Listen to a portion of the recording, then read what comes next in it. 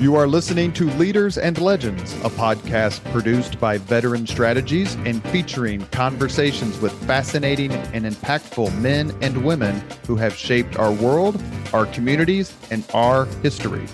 My name is Robert Vane, Principal of Veteran Strategies, and your host for our discussion. You are listening to Leaders and Legends, a podcast presented by Veteran Strategies, a local veteran public relations enterprise, and sponsored by Girl Scouts of Central Indiana, Garmon Construction, Leaders and Legends LLC, the Grand Hall and Conference Center at Historic Union Station, the McGinley's Golden Ace Inn, and McAllister Machinery, your friendly neighborhood Caterpillar dealer. You may find all your sales and rental equipment needs at McAllister.com. We are pleased to announce our podcast is a member of the All Indiana Podcast Network in partnership with Wish TV. You may find Leaders and Legends at allindianapodcastnetwork.com. Thinking of starting a podcast or need to host a public meeting?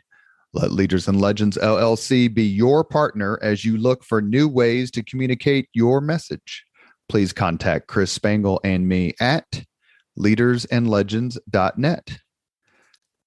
Thank you for joining us on the Leaders and Legends podcast.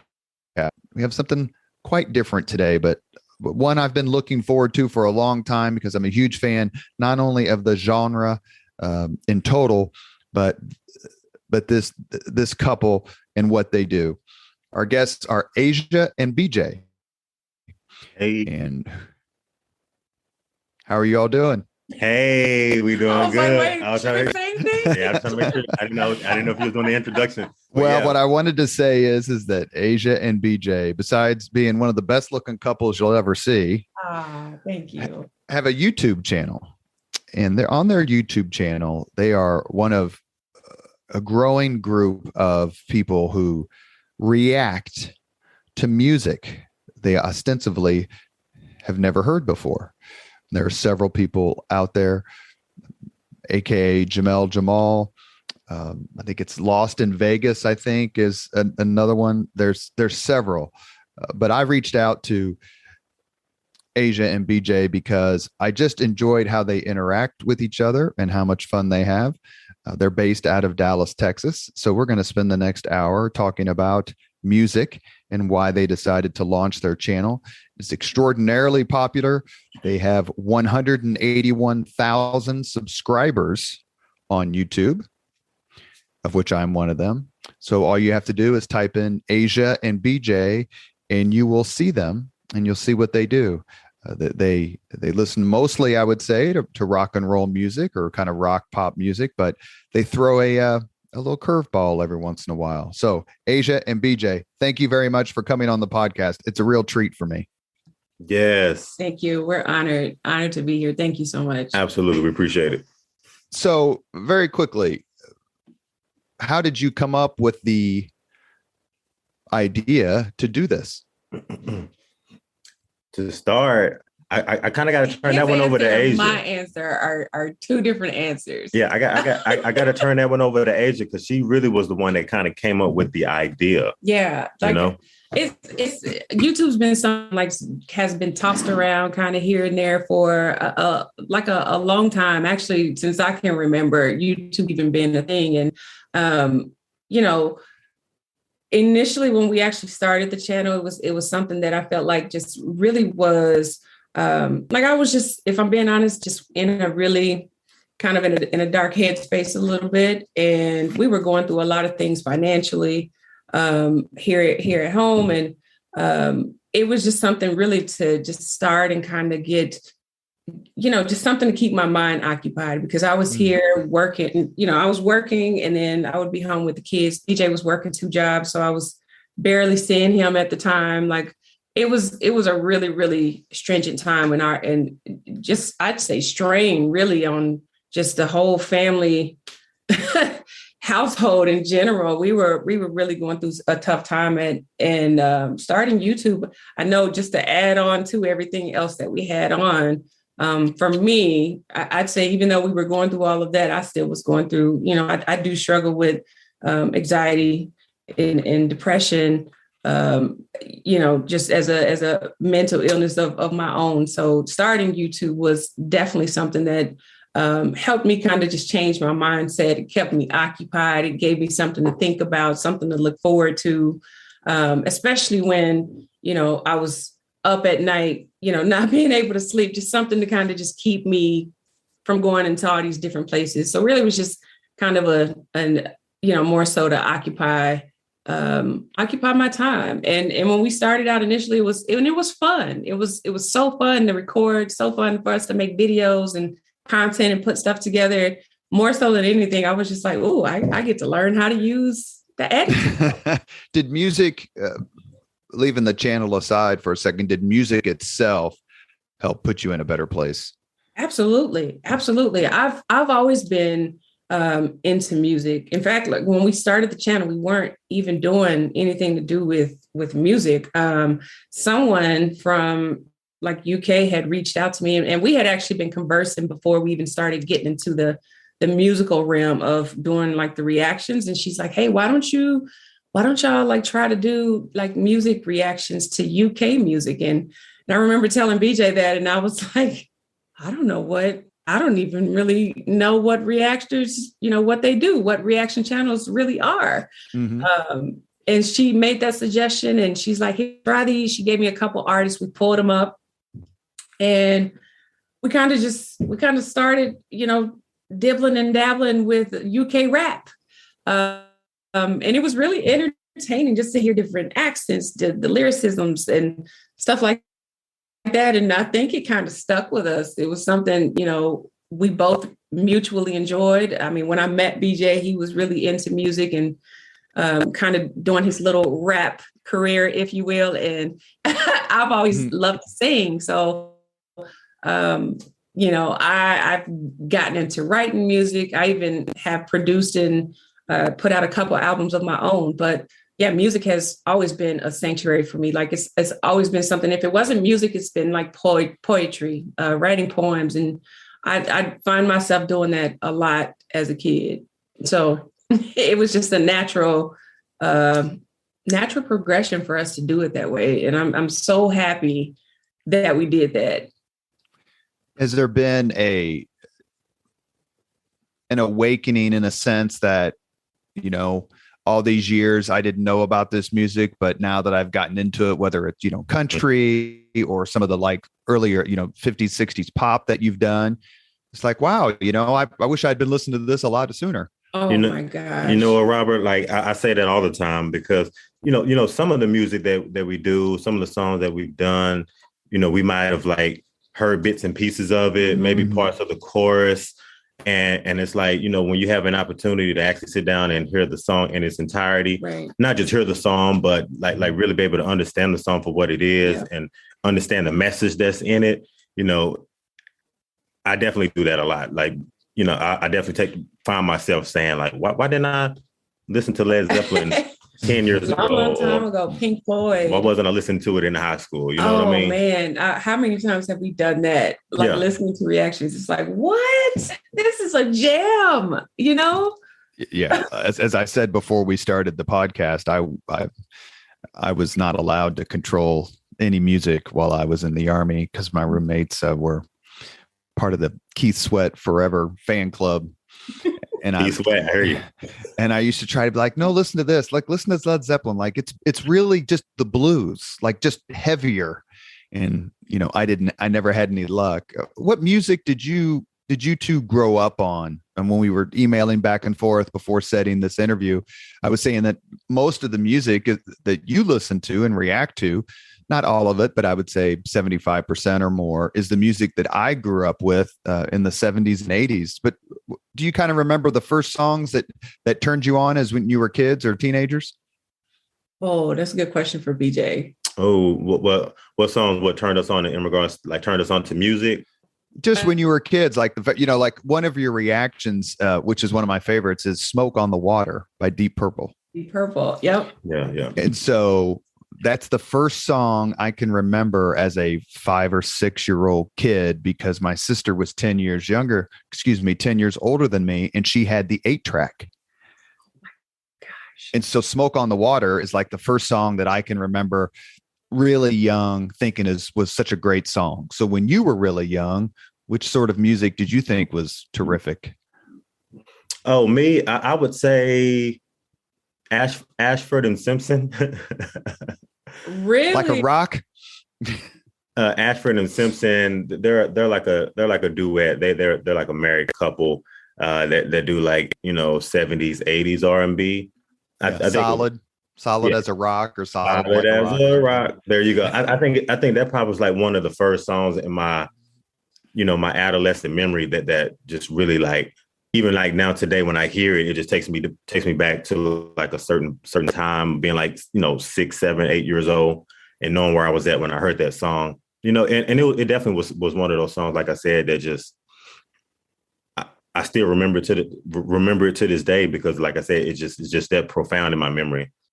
Any other songs? I probably like probably like Rick James. Temptations. I think Yeah. OJ's. Yeah. My mom listened to the OJ's a lot. Mm-hmm. I would say like Commodores, but I wouldn't be 100% sure, because I don't know if I know for a fact Temptations, and I know for a fact OJ's were two of my mom's go to, especially like Shaka Khan. She was more into like the softer jazz type music. So Shaka Khan, obviously Whitney Houston, Anita Baker. She was into that stuff. Anita Baker has the most underrated voice. Oh my gosh. Her voice is just absolutely perfect. Love her voice. I know Anita Baker, yeah, because Anita Baker kind of came out around like Patti LaBelle, a lot of other people. So she might have gotten overshadowed by like Patti LaBelle, Gladys Knight. Well, I think the Whitney Houston phenomenon really sucked the oxygen out of a lot of folks' career. Whitney, and yeah, that's Whitney fair. too. Yeah, Whitney too. I never thought about that. Yeah. When you decided to create a channel, do you remember the first 3 or 4 songs that you reacted to? Because you literally reacted to hundreds of songs. The first song that we've ever reacted to, it would have been a UK rap song. It probably would have been Wretch 32, or it was an old UK rap song. Now if I go back to think of like maybe like the first US song that we did, it was NF. Yeah, it's a rap artist. His name is NF. Yeah, it was NF. He's like a Christian rap artist. Yeah. Right. So he probably would have been the first, NF. Can you think of any group, any song that surprised you? Oh, Van Halen, Jump, I think was the one that the solo where he did the solo guitar, from Live Without a Net, the 18-minute Eruption. Oh, it was solo. Jump. It was Eruption. The solo that he did there, and Eddie Van Halen, yeah. Gosh, there's one more that. Somebody that just completely, just totally blew me away. Probably, I would say AC/DC, like Thunderstruck. Stevie Ray Vaughan. That did something to me when I first saw AC/DC Thunderstruck, and actually saw it live.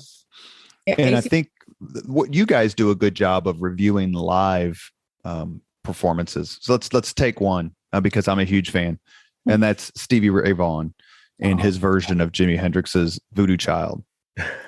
Yes. That is such a phenomenal performance, and it's gotten reacted to, by several folks on YouTube. But just what did you think of his style and how he played? Because he was we're going to ask about Eddie Van Halen here in a second, but Stevie Ray Vaughan was so unique. Yeah, he was. Oh man, I feel like because we did a. First, let me just say we did a Jimi Hendrix live stream, and everyone in the live stream kept saying, "Y'all need to check out Stevie Ray Vaughan," and I'm like, "Who the heck is Stevie Ray Vaughan?" And I think we ended up doing. I don't think we did a whole live stream on Stevie Ray. We played a Stevie Ray Vaughan song in the Jimi Hendrix live, and when we played him, I mean, I felt like like my breath was just taken away. I could not believe how like amazing he was, the passion, his finger, like how he was playing this guitar was just it just went right over my head. I'm like, what in the world is going on? Well, he here? just Like, he how? beats the living hell out of it. Oh my gosh. He does. And, right. And we actually did his cover to Voodoo Child. We actually put that out yesterday. And he he's playing this old guitar, it's probably like his baby guitar, like his number one guitar, and he the SRV guitar. Yeah. I was gonna say that, the SRV. That's what he had on it. And when I tell you, it's like he's like one with the guitar. Like you have a lot of people that can play the guitar and they play great, but for somebody to be like one with the guitar is like the guitar is like an extension of his soul right now. Absolutely. You know what I mean? And it's just I can't even tell you like the look on his face while he plays it. When he plays it, it's just it's you can it's just like tell. Nobody else. Yeah, you can just. There was a joke when he was, he died tragically in a plane crash 25 or so, 28 maybe years ago. And there was always a joke when he was alive that there's a lot of people who can play like Stevie Ray Vaughan, just not for that long. Not that long. See that. I mean, yeah, like a lot of people can bang around on the guitar and do a lot of the things that he did, but they just can't do it for as long as he can do it and with such precision. I could probably say that that's probably the case, just because you think like he's playing so fast, like he has long sets too, like those songs. So he played for a very long time, and like you said, for him to be able to just give his all into it, like you obviously you see him profusely sweating when he playing it. You see how his face, like his face contorts. It's just like it's just everything to be able to watch Stevie Ray Vaughan perform. Like it's everything. The other famous quote about Stevie Ray Vaughan is actually, and I think I'm going to get this right, it's from B.B. King, who said, "To play the blues, you must be black twice." Ooh. Stevie missed on both counts, but I never noticed. I agree. I mean, I agree with B.B. King in regards to him saying that, he never noticed, because same thing with me. I've never noticed either in regards to whether he was white or black. But the way that he just goes about the music, again, like I said, I just feel like he was born to play the guitar. Absolutely. And to play the blues the way that he plays it. I mean, it's just in him. It's a lot of like great quotes and things of that nature. It has to be in you and not on you, and it's definitely in him. You mentioned the other one I wanted to ask you is the Eddie Van Halen one from Live Without a Net, because that's like 18 minutes long or whatever, and he goes through and he plays all of his signature solos, including Eruption, Cathedral, Spanish Fly, and then he plays the intro to a song called Mean Street, excuse me. That's towards the end of the solo when he's tapping the fretboard with all of his fingers. Oh yeah.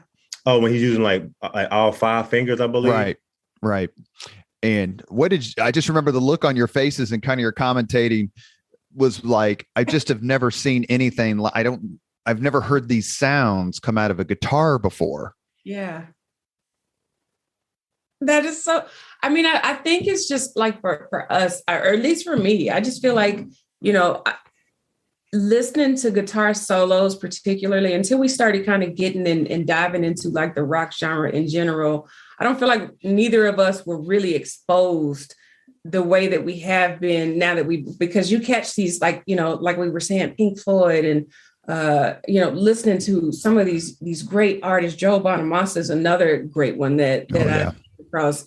And I think it's just one of those things you get mesmerized and it catches you off guard because it sounds so good. Like the vibration, and I'm one like to feel music. I feel, the sound of it is really kind of what pushes the emotion through people, and I feel like, watching it is one thing and listening to it is a whole different experience. But watching somebody with that much talent, that art and that craft to be able to make music sound like that. And you can literally see the emotion on their faces. It just does something to me. And I feel like it just took me to a whole different place watching that. And that was the first time everyone had told us, y'all haven't heard anything until you've heard, Eddie Van Halen. And we were like, okay. And it took us forever to get to it. Yeah. But I mean, I will never forget that, watching him play on the stage like that. Yeah, he's one of the greatest ever to do it. Oh my gosh. And like I said, when I tell you, like, I've never heard anybody play a guitar like that, from Jimi Hendrix to Stevie Ray Vaughan. Yeah. You definitely got to put Eddie Van Halen like in a category of his own as far as like greatest of all time. Absolutely. Just by what he does with the guitar itself. Yeah. Especially with being able to see it on Eruption for sure. Well, the interesting thing that one of the reasons that makes your reaction so terrific is what you just said in 2022 is exactly what people said in 1978 when the first album came out. Wow. Where you had, the guitarist for Queen, the guitarist for The Who, the guitarist for Aerosmith and Journey, all saying, I have no idea what you're doing. The Eruption solo, which is about a minute and 42 seconds on Van Halen 1, a lot of famous people said later that they didn't even think it was a guitar. They thought it was a keyboard because his style was so revolutionary. Wow. Yeah. Wow. You can definitely hear it in the Eruption for sure, because it's out of this world. It's out of worldly. Yeah, it is. I'm going to send you an email when this is done, and I may send a couple of links for songs that I would ask you to see if you would react to. Okay. If you don't mind. And one of them is the live version of Mean Street. It's actually sung by a singer named Gary Sharon, but Van Halen toured in the late 90s, and it's a version of that song. I think you will absolutely love it.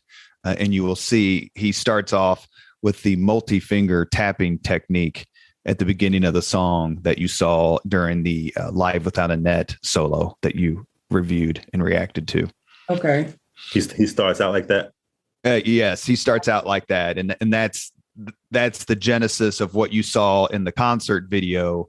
What I'll send you is another concert video, but it's actually playing the song, and you'll know it when you see it and listen to it. You'll be like, okay, I recognize that. Okay. You're listening to the Leaders and Legends podcast. We are talking to Asia and BJ. They are YouTube stars with 181,000 subscribers. And I would assume at this point, you got to be over 1 million views or pretty damn close, because as I look at your videos, so many of your videos where you react to music have views in the tens and tens of thousands. That must make you feel good about what you're doing, how you're spending your time, that people are willing to, including me, a middle-aged Catholic kid from Indianapolis, Indiana, who looks up your stuff. And I'm sure you have fans all over the world. What's that like when you hear when people comment and people reach out to you and say, try this song and I really like this, and you did a good job on that one? Because it's happening from around the world. Yeah. It's happening from around the world. I'll go first. I would say, first and foremost, it's definitely like a surreal type of feeling, like knowing that, we have, anywhere from tens to 100 to 1 million people watching, in a given day. Just for people to want to hear us and to get our take on music, especially music that, a lot of people have just, including yourself, people that, music that you've grown up on, over, the span of your life. And for us to kind of have an opportunity to experience it, and for y'all to kind of simultaneously watch us as we watch the music at the same time, it's a very, very good feeling for me, just because, like I said, I just love the fact that people give us like great feedback. Even sometimes, it might be constructive criticism as well. We take that as well. But I just enjoy the fact that people, send us comments and tell us, how much we brighten up their day, how much we put a smile on their face, or even if it's a video or a song that, that reminds them of someone that passed away, or, something that's real near and dear to their heart, and something that they've shed tears over. And for us to like do those types of songs and give them, and give the type of commentary that we do on those songs, it just really does a lot for me in regards to just filling my heart. It's definitely fulfilling, because now it almost, you have so much more, at least having so much more purpose and meaning to other people, just that, people look to our videos and we get so many comments telling us, hey, I'm going through this, I'm going through that, or, I've been with, certain things going on and it's, it pulls my energy out. But when I come here to get on and I go to y'all's channel, like it definitely makes me smile. It gives me something to look forward to. And I don't think that there's, anything more fulfilling than having that type of purpose and feeling like you do mean something to a lot of people. But everything that he said, I 1000% agree. Well, because your comment about, dealing with anxiety or being in a bad place, a lot of us, when we feel down or we're upset or whatever, sometimes music can make you more upset, right? Because you're thinking, that's me and my baby's song. Right. And then there's, times where music kind of is like, you know what? I'm going to go on a long bike ride or go to the gym and I'm just going to listen to some upbeat music and try to put my mind in a different place. How do you decide? Because please, people who are listening, look up Asia and BJ on YouTube. They have some of the most eclectic songs that they've reacted to across all genres for sure. But how do you decide how to or which songs to react to? I imagine some of it's got to be people's suggestions, and sometimes you find it on your own. Yeah, there's a mix from both of us. A lot of the time, people will reach out to us. Most times we tend to just scroll comments. We'll look. There's always one person that'll go to videos and be like, we do drop a whole list of it. Yeah, I noticed. And I'll take a screenshot, so when we go to, start picking out video, it is suggested to us. There's so many things and so many, artists, different types of music, different styles that we've still yet to listen to. And that's, I guess, and that's obviously the greatest part of it, right? Is that we're listening to things that we don't normally go to in our playlist. And that is what is most interesting and intriguing to me. So it is something, if it is something that, people are sending or suggesting or, emails, DMs, Facebook, we get them all day long. Yeah, there's so many multitude of like sources that we get, music from. Even like I said, like she said, just going through the comments and just seeing what people say, they'll tell us like Van Halen's, one of their albums is one of their best ones. And, might actually go look up the album and, kind of go through the album and, a song name might hit us in a certain way and we'll just, hey, let's try this song. Yep. Or, things of that nature. That's happened a lot. Yeah. That's happened many times. How and this is a particular, probably my favorite band of all time, I would guess. So I'm going to ask about them in particular.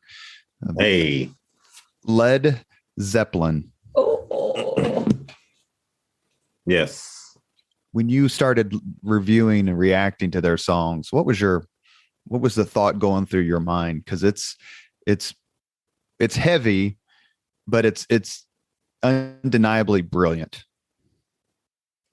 They are very, very brilliant. I think Led Zeppelin was really kind of what opened up my eyes really to like listening more, like honing in on those guitar solos that they are notorious for. Like they put them almost in every song that they have. They have these just immaculate sounding guitar solos throughout their songs. But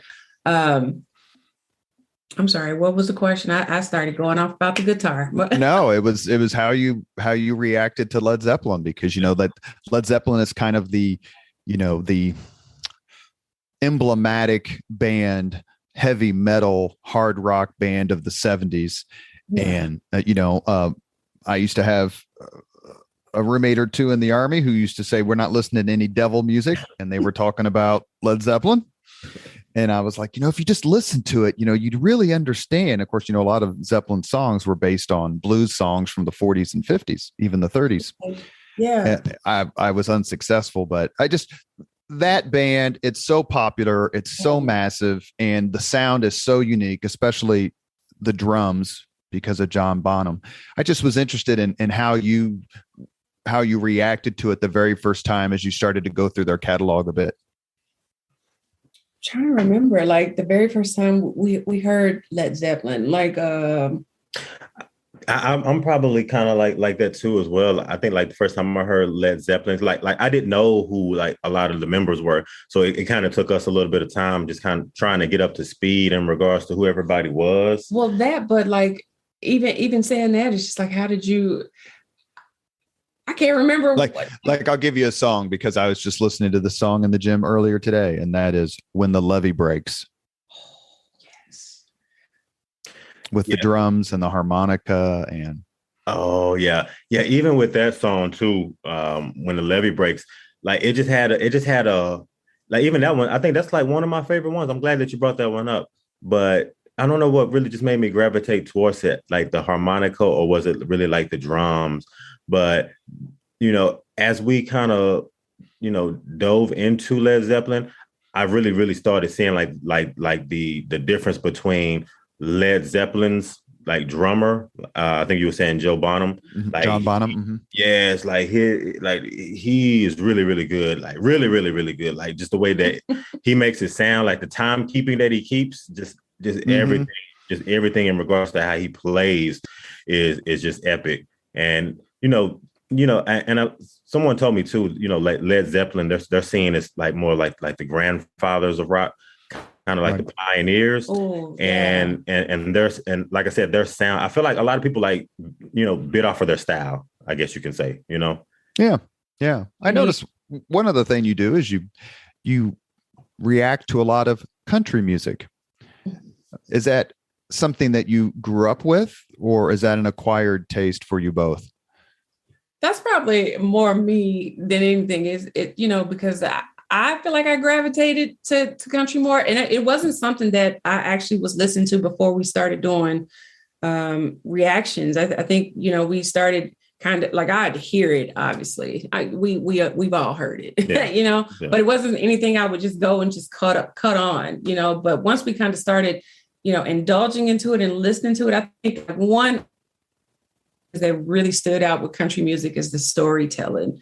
Especially, when we start Alan Jackson and listening to the storytelling in country music. And some of it was, even humor. I think there's been a couple where, they're beautiful, beautiful told stories from, humorous type of, stories throughout. And to me, I love the art in that, how it's actually been put out for the world to hear it, because I don't know, it's one of those things that just kind of keeps your attention throughout the entire song from beginning to end. And I love the sound. I love the sultry. I love the blues, a lot of the implemented instrumentation type of sounds that are put into country music is something that, if I'm being honest, like, you almost hear a lot of the blues. Like if you really kind of hone in, you hear a lot of that blues flavor in country music. And I feel like people who don't really get into it, that don't really kind of listen to that type of music, would never be able to catch that if they don't really, have time to listen, to take the time to hear what country music is about. And I feel like it's a very well-rounded genre, from the things that that's talked about. Like I said, the storytelling, the humor, the love, the breakups, the drinking, like it's just a different roundabout genre, different sounds. But more than anything, I think the vocals that are put on top of country music are just something that I just love it. I don't know what it is particularly. I can kind of tell you what it is, because again, like Robert, we're from Dallas, Texas, so we kind of like grown up hearing country music around us, pretty much all our lives. Not necessarily saying that we always listen to it, but I think it's kind of like second nature for us, because like I said, we've always kind of heard it, just growing up in Texas. Yeah, but there are some country artists. Now that I'm sitting here thinking about, like Carrie Underwood, that's the whole Carrie Underwood song. on one of our videos before, like just because I love Carrie Underwood. I love listening to her voice. But Chris Stapleton is another one that I just, he just takes me away. love Chris Stapleton. Do you go to a lot of concerts? I mean, I know COVID kind of thrown everybody for a loop for the last few years, but do you go to a lot of live music and concerts? Recently we have actually. Yeah, we've been kind of getting into it more. Maybe like it wasn't last week, it was the week before last, but we went to a Heart concert, and when she came here to Dallas, opportunity to see her perform live. Front row as well. We're like 6 feet away from her. So that was a really, really good experience, being able to see her. Yeah, it's like, just like you said, in regards to like COVID, it slowed everything down, but now with everything opening back up, we've actually been venturing out, catching shows. What else did we see? We saw Beth Hart. Oh, we didn't get a chance to go to oh yeah, not Eric Clapton, but I forgot. It was in April. No, yeah. It was in March. I know. She was here.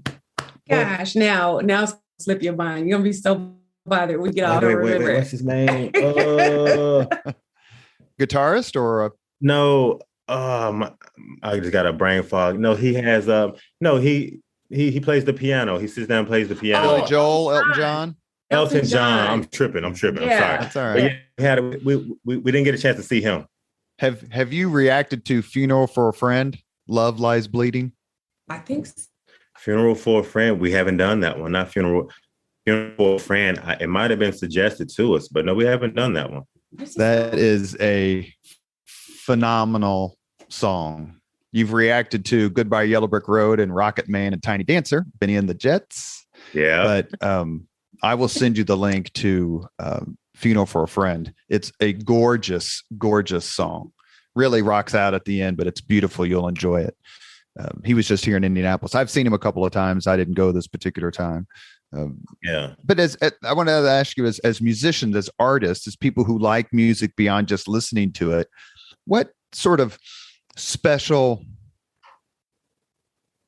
angle does that give you when you're listening to a song for the first time? You can look on YouTube, and a lot of it is they have like drum teachers reacting to solos by drummers. Neil Peart for Rush is a particularly famous one.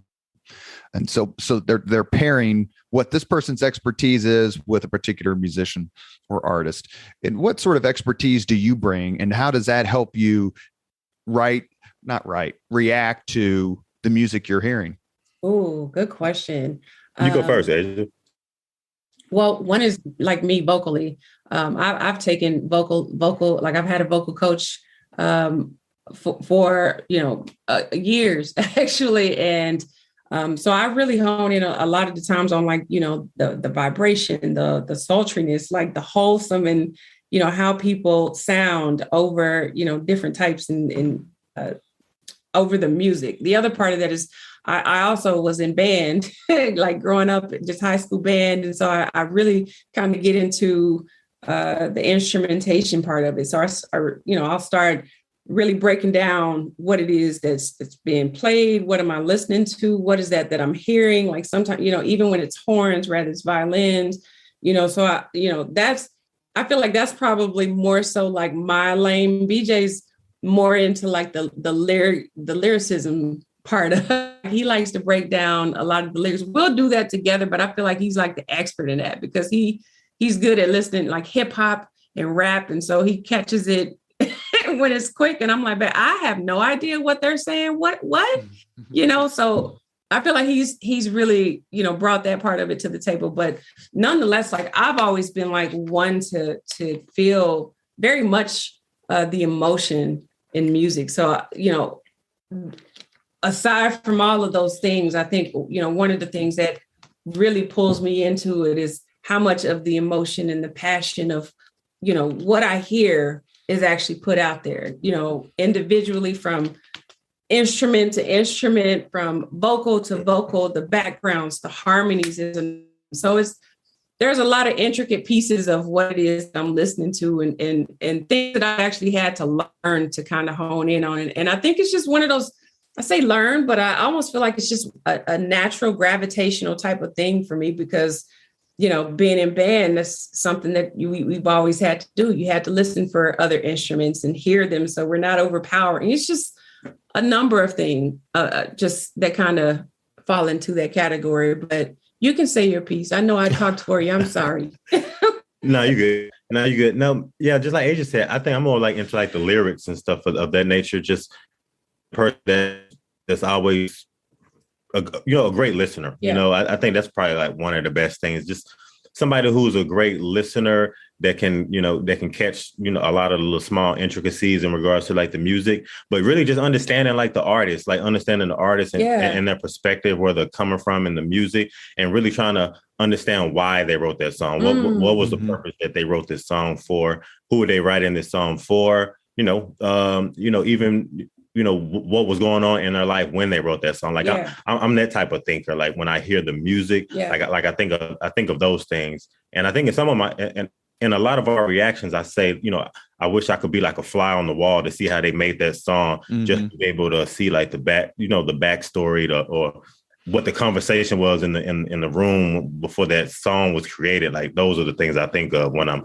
listening to the music, And I want to be the fly on the wall and how they built the band up to make the track. Like, so that's one of the reasons that the Beatles documentary that came out, a few months ago was so incredibly well received and beautiful, showing behind the scenes how these geniuses work together. Yeah. And that's another thing too, like with bands, like you have so many individuals working together and, just like you said, geniuses and a lot of times, they call, geniuses, you have to be kind of quirky or kind of off or kind of crazy in your own way. So you have like these 5 geniuses all together, keep 5 geniuses together, trying to figure out how 5 together, that's another part that people will want to watch on documentaries to see how they actually have to check that coincide and work. And it was directed by the guy Peter Jackson, who did all the Lord of the Rings movies. Where is that documentary? I can't remember. I mean, if you looked it up, it's either on Amazon or Netflix or one of those things. I can't remember. But it's a behind the scenes look at something that you never thought you would see. Okay. And we definitely. You've reviewed several Beatles songs, and I know that your reactions have been, so positive to what they did. Yeah, having an opportunity to see them backstage or behind the scenes. Because I know Asia was even asking that one time. She was asking a video that she was like, why are they video like that? And I think someone I think someone told us in the comments, they were like, just in case you didn't know, like Beatles are like the first ones that really, really liked with the videos and the quirkiness in the videos. And I was like, wow, I didn't know that. I was so shocked by that though, because I was like, they're not looking at the cameras. Like they're just like, and I don't know make it work. Yeah, and how true that is in kind of being innovators in music video. They were just trying to give some kind of context in regards to why video. We have a few more minutes with Asia and BJ. They are YouTube superstars with 181,000 subscribers. They react to music and they do it in a fun, funny, and honest way. You can't like all the songs you react to. So how do you handle it when a song just doesn't speak to you? I knew it was coming. I knew it. I know. Me personally, like I said, I always try to find like the silver lining in the music. So even if it's something in regards to like maybe like the beat was off and I just didn't care for the beat and I just couldn't stay with the song because of how the song sounded. Like I try to find other things in the song. Like I try to hone in on, again, like I said, just what the song means and trying to pick the artist's brain just a little bit, just to see what type of headspace they were in when that song was created. Just to, like I said, just try to get a deeper understanding than just what it sounds like. Try to go past what it sounds like sometimes, and majority in some of the music, like you said, if it just doesn't sound good, I'm trying to find other things like in regard, well, why did they make the song and what does it really mean? Yeah. I would have to agree to that. I do feel like there have been some that we've done reactions to. I just said I didn't really like it. But you have for sure, yeah. But even that though, but there's but to it. But even saying that though, I do for anything, I just try to be respectful, because at the end of the day, I don't obviously don't want to step on anybody's toes in terms of just trying to upset them, especially if that's a song that means something to somebody out there. Like you said, those heartfelt songs that mean something, that even if it didn't sound good to you, that might be the bonding song between, the last song played for some, you know what I mean? Could be their favorite song. There's so many different things that you have to, put into perspective, especially being on this platform. And it's not about, if I don't like it, I'll say I don't like it, but I will never be, disrespectful in saying what I'm trying to, why I don't like it, and as long as I try to do that, that's, at least try to be honest about it, because you can't like everything. You just can't. Right. And again, like I said, we love music because we are music lovers at heart, first and foremost. But just in regards to like you said, like the critiquing, I don't see us as music critiques. Like we're here to critique it, like to say if it's great, if it's like the worst song ever, or if it's the best song. I think a lot of times for us, you said, understand the music, and hear it. Yeah. Right, because you can. I don't particularly like country music per se. It's not something that I would listen to. But you can still look at a Vince Gill or an Albert Lee or Ricky Skaggs or, whomever, right? And go, what an absolutely phenomenal guitar player. Like you can still enjoy and honor talent, even if you don't necessarily if you're not necessarily down with that particular piece of music. Right. And I think that's something that we've kind of discovered on our journey while doing this, is like, it's just that, exactly what you said right there. Like, a great guitar player. The drummer was really great on this particular song in regards to like the timekeeping and just playing the drums and making you feel it and feel the emotion. So it's not always it's so many pieces to music of like, did you like the tune? Did it make you dance? It's so many other pieces to it that you have to consider. Let me ask one more question, and then we'll end with the same 5 questions we ask all of our guests here on the Leaders and Legends podcast. We're talking with Asia and BJ. So people like me, 54 years old, grew up in this, I was born in 67. So let's say I grew up in the 70s and 80s, maybe a little bit of the 90s. All of us think that the music out today sucks. How do you react to that? How do you react to the new music? And is there new music out there that you enjoy? Because us old timers are always like, back in my day.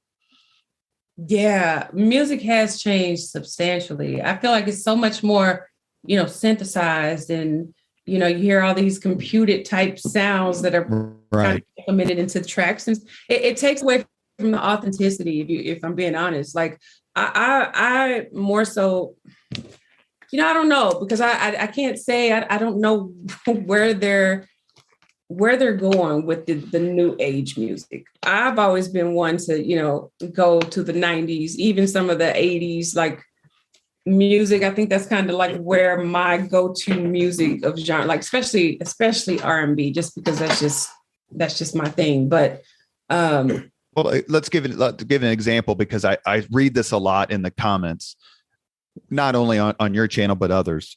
And that is when you react to music from the group Rush, where you have 3 absolute geniuses at their instruments and playing these intricate songs that require so much musicianship. And then you read through comments, and the comments are all about, see, kids these days, these are called musicians. Those are called instruments. Does that get a little old after a while? No, it doesn't, because again, it's kind of reaffirming what I've kind of discovered as we listen to more music and kind of go back, Right. listening to like the 70s, 60s, 50s, is that you're just getting closer to what original, you're just getting closer to what authentic music was. Like I said, just using, pure instrumentation, and we talk about it a lot of times in some of our reactions in regards to like the difference in the music. You can hear it as like the decades go on, and as the decades progress, it's like get further, at closer, or you get closer to the present from great especially pure with rock. Yeah, from the pure music. You know what I mean? And I said this at the beginning of the interview, is like, I wish I had discovered some of this music earlier on in life. Mm-hmm. I really, some of this music, I really needed to really be able to listen to and grasp, at least 20 years ago. Right. So we ask all of our guests on the Leaders and Legends podcast the same 5 questions. This is actually kind of fun because we have a couple on today, so we can compare their answers. Asia and BJ, are you ready? We are ready. So we want to just do ladies first on all the questions. Okay. What was your first job? Working at Domino's Pizza. I was making pizzas. I would just go. Actually, it was right down the street from where I went to high school. So I would leave school after I got out athletics, and I would just walk the street at Domino's. Bam, there you have it. And me, I worked at the Romney Group. Anybody, grew up where I grew up at, they all know about the Romney Group. But it was like and I remember making $8 an hour. I remember my first check was $513, and pretty much every check after that bounced. Every check bounced. I got to have it in cash. Sir. Oh my gosh. That's how bad it was. Every check bounced. You telling me that? The second question, what was your first concert? My first concert was, I think, gosh, believe it or not, my first concert I ever went to was Destiny's Child. Wasn't it Destiny's Child? It was Beyonce.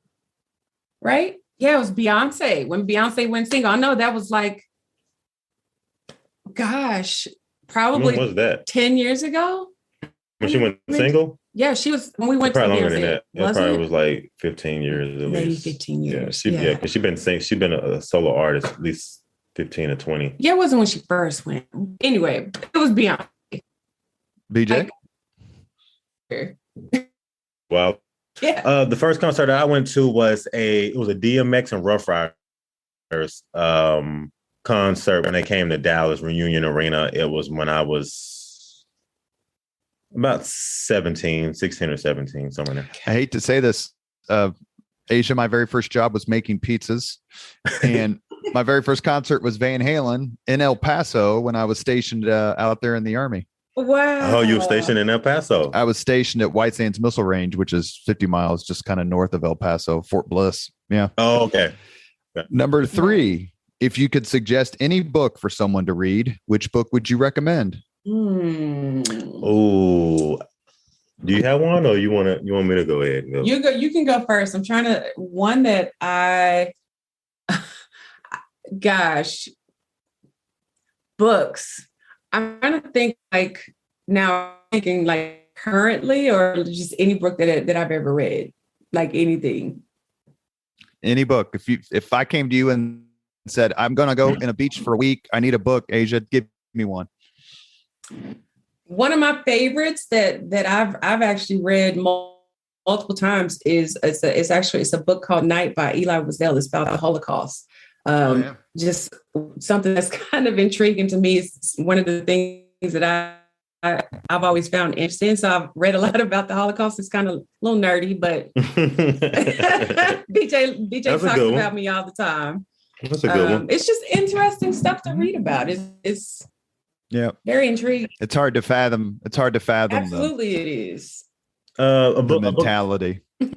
a book that I would say that I would want everybody to read. I would think that everybody should read this book at least once in their lifetime. It's called "Race is a Myth," "The Myth of Race" by Robert Sussman. Mm-hmm. Yeah, I've heard of that. yeah. So the times that we're dealing with and how things are in the world, I just feel like just to be able to bring everybody together, bring people together across the so-called race and things of that nature. I just feel like everybody should read that particular book. Oh, that's a good one. Which candidly is something I was going to say at the end of the podcast, but I'll just say it now. It's one of the things that you two do. I mean, if you look, a lot of the people who comment on your reactions, I mean, they're white and they're complimentary and they're happy and they're like, we're so glad you're listening to this music, and oh, I grew up on that sort of thing. And one of the reasons why I think that you two do such a good job is that you've created a forum, a marketplace for people to get along, because they're coming here to hear what you have to say about some of their favorite music. Just like if they started posting pictures of their kids and everyone started reacting about, oh, how beautiful you are. That's one of the things that I think you guys do as well as anybody. Thank you. Thank you. I appreciate that, Robert. So much. I appreciate that. Question number 4. If you could witness any event in history, be there as it happens, which event would you choose? Oh, yeah.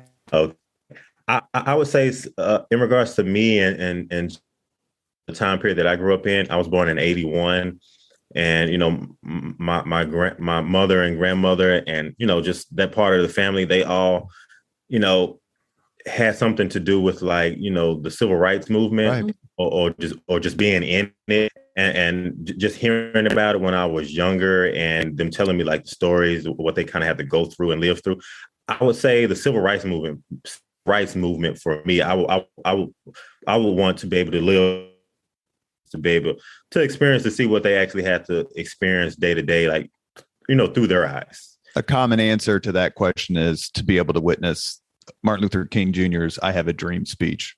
There you go. I promise you that's what I was going to say. Go. Absolutely. Oh my gosh. No way. Sorry about that. I was going to say that. I was like, that's so cliche for me to say that. So I was like, you go first, because I'm mad. I'm like, yeah, if that's what you like. Probably to see the Nobel Peace, the I Have Nobel a Dream. Peace. Yeah, I said Nobel Peace Prize. The I Have a Dream speech. Yeah, I would love to. Yeah. Maybe that's why I said, growing up in the civil rights, so I could have been able to witness all that whole span of time. That is so crazy. He said that. All right, last question. If you could have dinner with anyone living today, 2 hours off the record to discuss whatever you want, whom would you choose? Anyone that's living. Asia, you can say BJ, and BJ, you can say Asia. Gosh, there's man, living though. Yeah. So who would you want to have dinner with outside of me? I'll just tell you the most popular answer by far is Barack Obama. You know what? That was like one that kind of crossed my mind too. Barack crossed my mind, but I wouldn't want to talk to Barack. If it was anything, I'd want to talk to Michelle. Oh, okay. I got you. I got you. Talk to Barack. I got you. I'd take Barack. But you want to sit with Michelle though, huh? I would rather sit with Michelle. I'm just saying. Oh man, that's a great question. I know, right? Somebody that's alive right now that I would want to sit and have just at least one person. Mm-hmm. Wow. Today.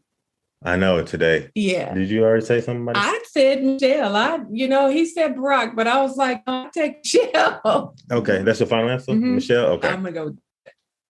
Okay. No, I'd want to talk gracious. to. I'd like to probably like Oprah. So you want to go from Michelle to Oprah? Yeah. Okay. Yeah. So Oprah, and then for me, I would say just one person that I could sit and have a conversation with. I would say Denzel Washington. I like Washington, but I love his movies and how he acts and things like that. But and behind the screen and he just comes across as a gentleman, a well brought up, well raised, respectful gentleman. Energy and obviously the things that he would talk about. So yeah, I would say Denzel Washington for sure. You have been listening to the Leaders and Legends podcast presented by Veteran Strategies, a local veteran public relations enterprise, and sponsored by Girl Scouts of Central Indiana, Garmon Construction, Leaders and Legends LLC, the Grand Hall and Conference Center at Historic Union Station, the McGinley's Golden Ace Inn, and McAllister Machinery, your friendly neighborhood Caterpillar dealer. Our guests today have been Asia and BJ. They are a wonderful, wonderful pair of what we call music reactors. Look them up on YouTube. They have 181,000 subscribers. They react to music of all genres. You want to brighten your day? Watch one of their videos and watch them clearly enjoy each other's presence as we enjoy their presence in our lives. Asia and BJ, it's been obviously a real treat. I've enjoyed it very much. Thank you. No, Thank Robert, you. man, we're reaching out to us. This has been great. And invite us to the show. This was good. Absolutely. Great questions. Thank you very much. And I'll be listening. Okay. So will we. Hey, we're definitely will be tuning in, tapping in with you as well. Thank you so much for having us. Thank you very much for listening to Leaders and Legends, brought to you by Veteran Strategies Incorporated. If you want to contact us about this program or our menu of public relations services, please send us an email at robert@veteranstrategies.com. That's robert@veteranstrategies.com.